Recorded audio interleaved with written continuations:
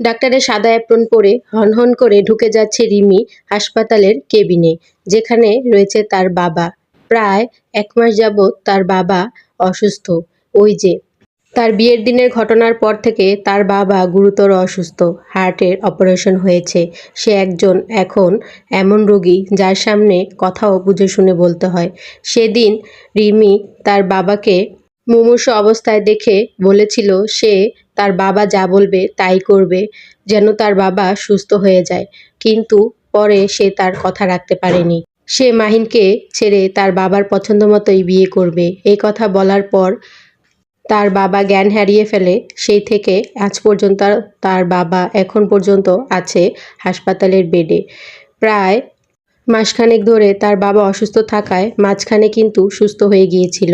তখন রিমি তার কথা রাখতে পারেনি। সে চলে গিয়েছিল মাহিনের সাথে একদিন ভোরবেলা। তারপর তারা বিয়ে করে নেয়। এই খবর শোনার পরে তার বাবার আবার পুনরায় হার্ট অ্যাটাক হয় এবং অপারেশন হয়। তারপর থেকে তার বাবা তাকে পরিচয় দেবে না বলে জানিয়ে দিয়েছে সাফ সাফ। তাই এখন থেকে সে আর তার বাবার মেয়ে নয়, এটাই তার বাবার মানার কথা।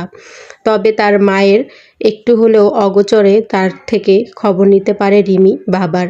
তাই আজকে বাবা আসতে দিবে না জেনেও তার বাবাকে দেখার জন্য মন ছুটে গেছে। সে তাই একটি অ্যাপ্রন পরে ঢুকে গিয়েছে হাসপাতালে, যেন তাকে তার বাবা চিনতে না পারে।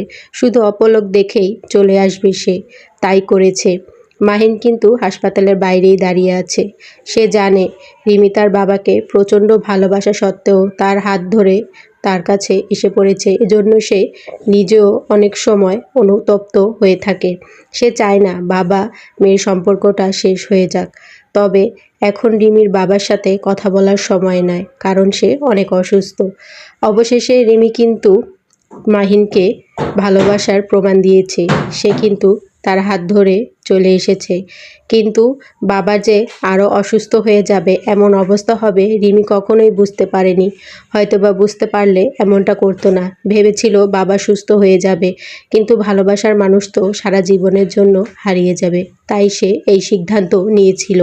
তবে বাবার অমতে একাজ করায় যে বাবা এত অসুস্থ হয়ে যাবে সে বুঝতে পারেনি। সে নিজে অনুতপ্ত। তাই সে বাবার সুস্থ হওয়া পর্যন্ত অপেক্ষা করছে, যেন সব ঝামেলা মিটিয়ে বাবা মায়ের সাথে আবার মিলে যেতে পারে।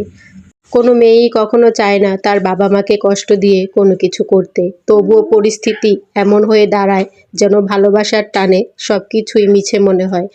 তাই বলে কি বাবা মায়ের কথা ভুলে যায়? না, কেউই ভুলে যায় না। হয়তোবা পরিস্থিতির শিকার হয়ে কিছু সিদ্ধান্ত নিয়ে নেয় রাগের বশে, হয়তোবা ভালোবেসে। কাউকে কষ্ট দিয়ে নয়।